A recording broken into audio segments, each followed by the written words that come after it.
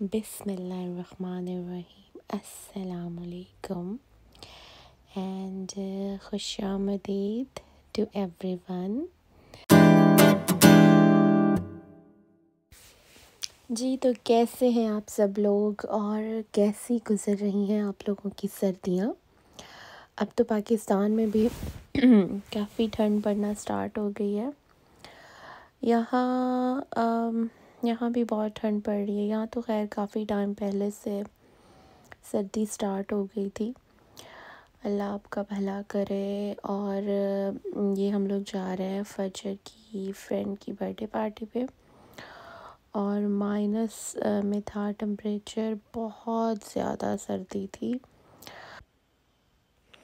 जब मैं नई नई यहाँ आई थी तो मुझे लगती थी सर्दी ऑफ कोर्स, लेकिन शायद मैं इतना फ़ील नहीं करती थी ठंड को। लेकिन अब मुझे इतनी सर्दी लगती है। शायद वक्त के साथ साथ आप में चेंजिंग्स आती हैं, आपकी बॉडी में आती हैं, आपकी सोच में तब्दीलियाँ आती हैं। सोच जो आपकी है ना, मैं समझती हूँ कि इंसान कभी नहीं कह सकता कि मेरी ये सोच है और उसकी वही सोच रहेगी हमेशा। मेरे ख़्याल से आपकी सोच जो है वो वक्त के साथ साथ चेंज होती रहती है। आप बदलते रहते हो, आप में तब्दीलियाँ आती हैं, कभी पॉजिटिव तब्दीलियाँ आती हैं, कभी नेगेटिव आती हैं। शायद इसी का नाम ज़िंदगी है। चलें जी, वीडियो की तरफ वापस आते हैं। और बच्चों ने यहाँ माशाल्लाह से खूब इंजॉय किया था। बर्थडे ख़त्म होने के बाद बच्चों ने गेम्स खेली काफ़ी। हम लोग आई थिंक सब चले गए थे और हम लोग तकरीबन एंड पे गए थे, तब भी फजर मैडम जो है ना, उसका दिल नहीं भर रहा था। उसे था कि जी और खेले और खेले। बच्चे थक भी जाए ना, लेकिन उनका दिल नहीं भरता। तो वैसे तो मुझे भी ये गेम्स बड़ी पसंद है। मैं शुरू शुरू में आई थी तो तब बच्चे नहीं थे, तो मैं भी बच्ची बन के खेला करती थी। और मुझे बड़ा मज़ा आता था। अब सीन कुछ ऐसा होता है कि अब मिनसा बीबी पीछे पीछे भगाती है, तो बस आप बच्चों को देख के एंजॉय कर लेते हो।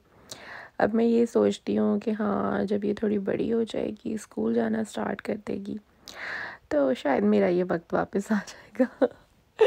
चलिए जी, अब आ जाते हैं घर वापस। और यहाँ मैं बना रही हूँ आलू बुखारे की चटनी, जो कि निसार को बहुत पसंद है। मुझे भी पसंद है, लेकिन मेरे से ज़्यादा निसार को पसंद है। उन्हें होता है कि चटनी जो है ना वो फ्रिज में पड़ी रहे और दही बल्ले बनाए तो उस पर डाल के खाएं, या फिर शक्करकंदी का बड़ा एक शुगर है, शक्करकंदी के अंदर चटनी डाल के बहुत मज़े की लगती है। वैसे ही बचपन की यादें ताज़ा हो जाती हैं।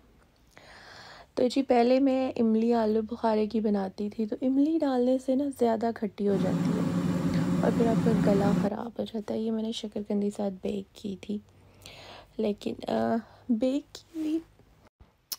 बेक की हुई बहुत थोड़ी हो जाती है। हेल्दी तो होती है, मज़े की भी लगती है, लेकिन बहुत थोड़ी हो गई थी। और यहाँ ना मुझे बड़ी भूख लगी हुई, तो मैंने कच्ची ही चटनी जो है वो निकाल ली। लेकिन फिर ये कुछ ज़्यादा कच्ची थी, तो मुझे ये वापस डालना पड़ेगी। ये देखिए, ये मैंने 4 शक्करकंदियाँ तकरीबन बेक की थी, उसमें से बस इतनी सी निकली थी। तो नेक्स्ट टाइम मैंने बॉयल किया था। ये देखिए जी, अब मैं वापस चटनी डाल रही हूँ क्योंकि कुछ ज़्यादा ही कच्ची थी, लेकिन भूख इतनी लगी हुई थी। अच्छा, मैं आपको बता रही थी कि पहले मैं इमली डाल के बनाती थी, इमली आलू बुखारा दोनों, तो वो ना हमेशा गला ख़राब हो जाता था। लेकिन अगर आप भी बनाओ, तो अगर आप ख़ाली आलू बुखारे की बनाओ तो आपका गला नहीं ख़राब होता, काफ़ी बचत हो जाती है। अगर आप उसमें खजूरें डाल दो तो और भी ज़्यादा वो मज़े की भी बनती है। लेकिन मैंने कभी अभी तक मैंने खजूरें डाल के नहीं बनाई, लेकिन खाई हुई है।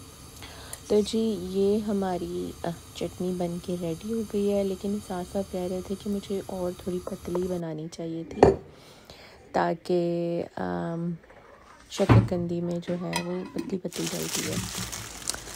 एनीवेज जी यहाँ उससे ये आई थिंक 1-2 दिन बाद की वीडियो है।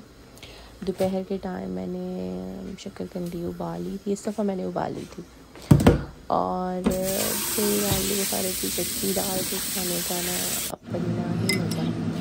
अच्छा इंसान समटाइम आप एक चीज़ के पीछे लगते हो ना तो वही आप रिपीट कर रहे होते हो। आई डोंट नो, शायद मैं ऐसे करती हूँ कि आजकल मेरे घर में आलू बुखारे की चटनी और शक्करकंदी का ट्रेंड जो है वो चल रहा है। एनीवेज जी यहाँ ये मैंने कुकीज़ बनाई थी जो कि बहुत ही मज़ेदार बनी थी, लेकिन इसकी वीडियो मैं बनाना भूल गई थी। जस्ट मैंने एक क्लिप ही बनाया था। ये बहुत टेस्टी बनी थी।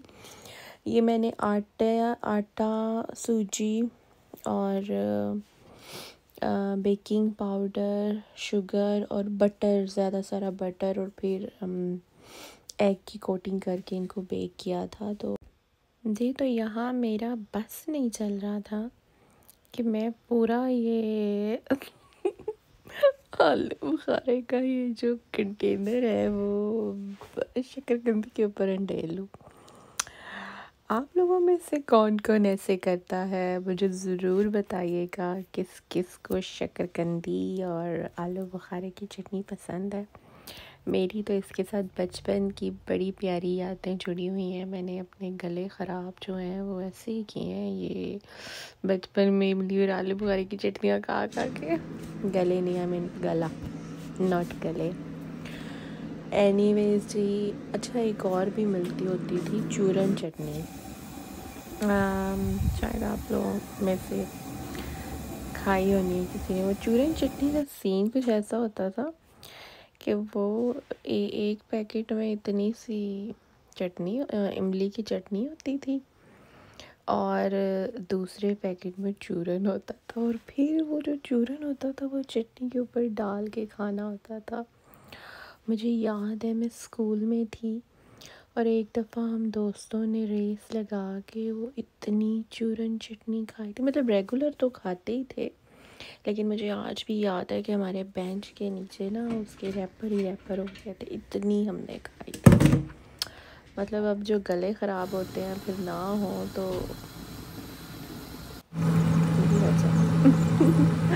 एनीवेज यहाँ मैं आप लोगों के साथ आलू पालक की रेसिपी शेयर कर रही हूँ। इतना मैंने ये सालन क्विक बनाया था विदाउट प्याज और टमाटर के।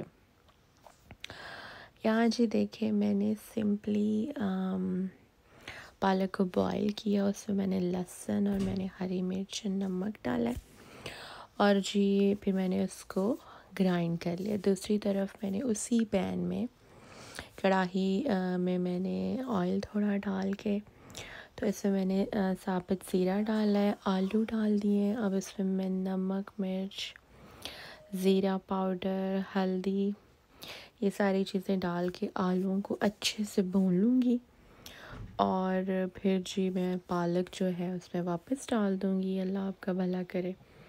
और उसमें फिर मैं थोड़ा सा पानी डाल के ये सालन ना कोई बन गया था 20-25 मिनट, शायद उससे भी जल्दी रेडी हो गया था। बहुत ही क्विक बना था और बड़ा टेस्टी बना था, हेल्दी फ़ील हो रहा था। और वह पालक के तो वैसे ही इतने फ़ायदे होते हैं। कभी आपने भी इतना क्विक सालन बनाना हो तो ये रेसिपी ज़रूर ट्राई कीजिएगा। बहुत टेस्टी इसका जायका था और बड़ी जल्दी ये बन गया था। कोई इसमें ज़्यादा चीज़ें नहीं थी और प्याज टमाटर के बग़ैर भी सालन मज़े का बन जाता है। ऑफ़ कोर्स उनके अपने प्याज टमाटर के अपने फ़ायदे हैं, लेकिन कभी आप जल्दी में हो तो इस तरह से आप क्विकली बनाओ। और साथ मैंने छोटे रोटियां बनाई थी, बड़ी मज़े की लगी थी। ये सारे मुझे कितने देर से छोटी मैं ना बहुत बड़ी लड़की की तरह मिलाती हूँ। चलें जी, मुझे इजाज़त दीजिए, खुदा हाफ़िज़।